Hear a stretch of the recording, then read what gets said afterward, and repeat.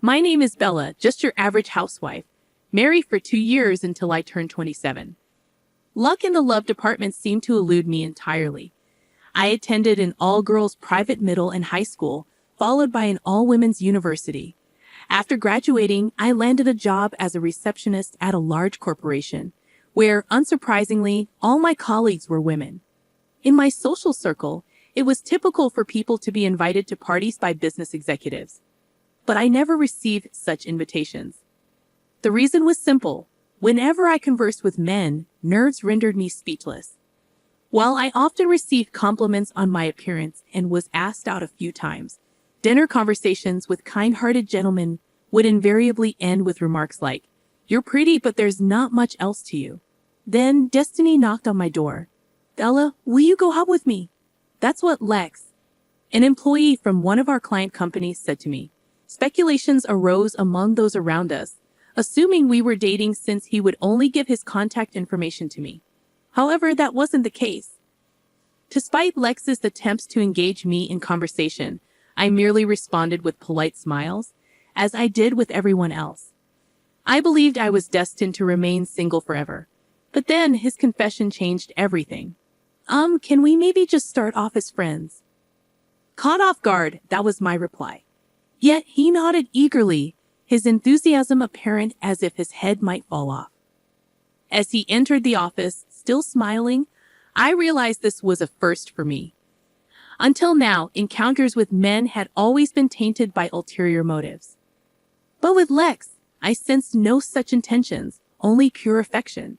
Thrilled, I went out with him a few times, though I remained nervous and struggled with conversation. Yet he accepted me for who I was. That's when I knew. "Lex, would you like to be in a relationship with me?" He was overjoyed, almost to the point of tears. This moment, this question, it all happened 2 years ago on Christmas. At that time, I felt extremely happy, believing I'd be blessed forever with such a loving person. But cracks appeared in the facade when his company went bankrupt. Now, 2 years later, at 29, I called to my still sleeping husband. "Lex, you should probably wake up now." Putting on my shoes, I left the house, the sole breadwinner for our household. His company had gone under 6 months ago, and he'd been jobless since. Despite his efforts in job hunting, the economy's downturn and saturation in his industry made it difficult. Even if he received an offer, it often amounted to a take-home salary of just $2,000, making it challenging for him to commit to changing jobs. Despite it all, I continued to stand by him, knowing that our love wasn't superficial enough to fade just because of unemployment. My salary had always been modest, and we never lived a life of luxury. Our home was a 2-bedroom rental apartment, over 30 years old, in a building that wasn't secure and was a 30-minute walk from the train station. Yet I was willing to compromise on many things to keep our life together intact. I sensed that my husband was struggling to move on from the shock of his company going bankrupt. Despite having a few job offers, he seemed stuck. I patiently waited, hoping he'd find the right fit and recover emotionally. However, as time passed, my hope dwindled and his mental state deteriorated. He began taking his stress out on me, occasionally raising his hand in anger. Though his actions left no lasting marks, I endured it, believing he was suffering more than me and wanting to be supportive. Then finally, he landed a new job in a completely different industry. The new place was willing to hire him despite his lack of experience, and he accepted the offer. I felt relieved, thinking I wouldn't have to endure his outbursts anymore. I had questioned if he was becoming abusive, but it seemed like a phase. He threw himself into his work at the new company and even got promoted to team lead within a year. As I turned 30, thoughts of starting a family crossed my mind. However, the loving man I married seemed to have vanished. "Hey, I told you I like toast. Why did you make pancakes? And if you're going to serve fruit, at least remove the pit." He snapped over trivial matters, his temper flaring over the smallest things. His remarks turned increasingly hurtful. "Really? Do you have to speak like that? You're an adult, Lex. Take out the pit yourself," I retorted, my patience wearing thin. In response, he slammed his fist into the wall, intimidating me. Though I wasn't confrontational by nature, I instinctively recognized his behavior as emotional abuse. Lately, I've been careful not to provoke him, but our fights have become frequent, leaving me emotionally drained. The breaking point came when he directed his frustration at me again. The pressure of his new job seemed to be the root cause. Despite his promotion to team leader and talks of further advancements, the stress was taking its toll, and I was the easier target. Unable to bear the emotional strain any longer, I made a difficult decision. Actually, I quit my job. As I turned 30 and transitioned into the role of a housewife, it was a decision I had long planned. I had always intended to leave my receptionist job in my 30s to pursue something I truly desired. My husband was aware of this aspiration, so when the time came, I retired from my job as planned. However, it seemed that he wasn't entirely pleased with my decision. In this day and age, women need to work too.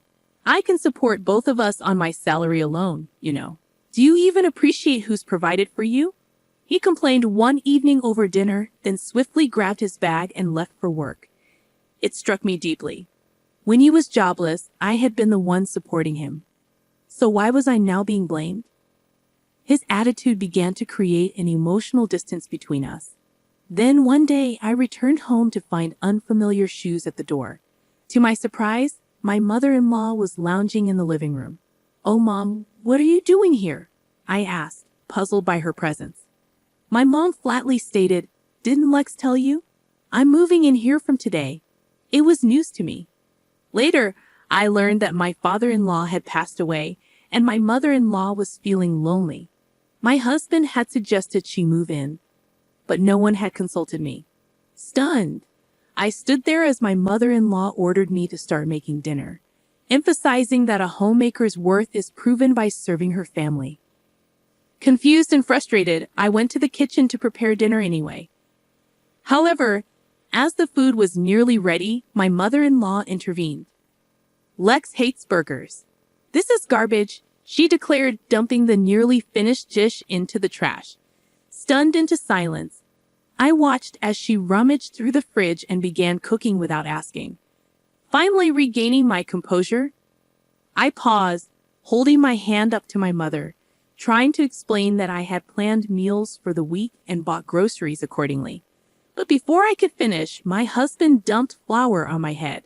Coughing from the cloud of flour, I continued to watch my mother-in-law make her dish, and then she demanded I clean up. When my husband eventually came home, he was delighted to see the meal. "Oh yes, this is the kind of food I want. No meat for salads. Fried stuff is the best," he exclaimed, ignoring me as he happily sat down to eat with Mom. At that moment, my heart felt like it had been smashed and painted over with black ink. From then on, the daily harassment from my mother-in-law and the emotional abuse from my husband continued. I felt like there was no place for me in this home. Despite my husband's insistence on intimacy, under the circumstances, I naturally couldn't accept. I had been avoiding getting pregnant, even though I was already 30, because I didn't want a child with this abusive man. Then finally, the last straw broke. My mother-in-law said she was feeling unwell and asked me to drive her to the hospital. Reluctantly, I agreed. However, when I went to pick her up, a social worker called me into a separate room. "You must be having a tough time doing all the housework and childcare alone, but taking it out on your husband and mother-in-law isn't good," she said. Apparently, my mother-in-law had been claiming that I caused her bruises from a fall. Worse, she had been going to the hospital multiple times and consulting about me each visit. It seemed she had chosen today to deliver the final blow. The social worker, not knowing the whole story, just blamed me. "You should take better care of children and the elderly," she scolded, unaware that our family didn't even have kids. That was it. I had reached my limit. When I was told I might need psychiatric help, I threatened to sue for violating my rights. "I'm the one being abused here, not the other way around," I insisted, presenting evidence of my husband's abuses and the burn marks deliberately caused by my mother-in-law. The social worker said she needed to confirm this with my mother-in-law, but I refused and left the hospital on my own. Soon after, my mother-in-law and husband returned home. Apparently, my mother-in-law told my husband that I'd been mean to her.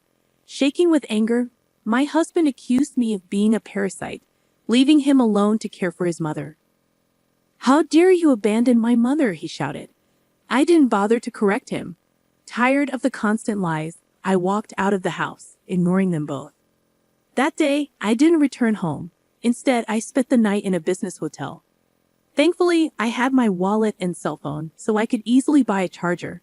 I decided not to go back home for a while and ignore both of them. However, one day while walking near the house, I ran into a woman in her 50s who lived across from our apartment. "I've been getting worried. Haven't seen you around. Also heard from your mom that you and your husband are going on vacation for a week or so," she said. Hearing this, I couldn't help but let out a dry laugh. But then I thought, if not now, when?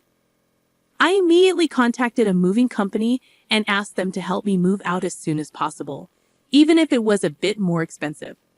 Luckily, I didn't have much stuff, and the movers arranged to send everything to my parents' house in just 3 days. Let's see how my clueless husband and his mother, who have no idea how much I've contributed to our home, react. I thought as they faced their empty house. Then I went back to my parents' home. A few days later, my husband called me. "Hey Bella, where are you? Your room is empty," he said, catching wind of the situation. He kept demanding to know where I was, but I simply replied, "None of your business." I calmly informed him, "By the way, I've already filled out the divorce papers since you threatened divorce before. Just sign and submit them." After hanging up, I blocked his number, and thus a peaceful life began.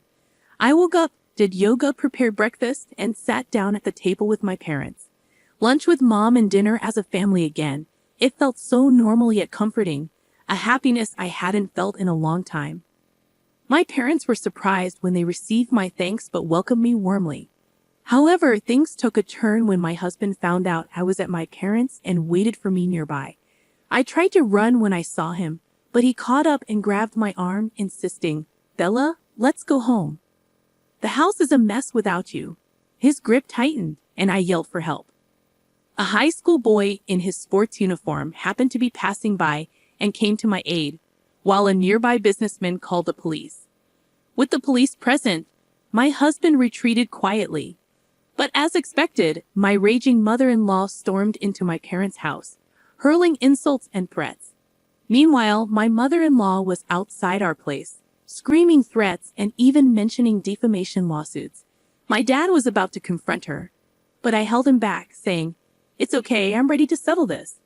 I called my husband, who noticed the incoming call while next to his mother, and boldly said, "I know you're cheating, and I have evidence. I'm going to sue you for abuse and get a settlement when we divorce." Hearing this, my husband began to panic. In truth, I had hired a detective to gather evidence after hearing rumors about him going to a hotel with a coworker. So I had ample evidence of his infidelity, including a medical certificate from a hospital visit and recorded conversations. I planned to confront my husband and his mother once I felt emotionally ready, but I wouldn't remain silent when they insulted my parents. Aware that my mother-in-law had been taking money from my wallet, I confronted them about the state of the house and the complaints from neighbors. My husband was at a loss for words, finally confronted with the consequences of his actions. I received this information from a concerned neighbor who revealed that my husband and his mother were out of town.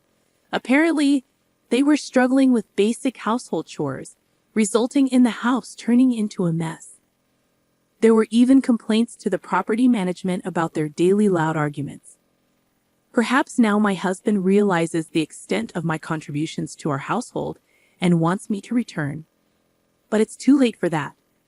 I'm not coming back to live happily ever after with him and his beloved mom.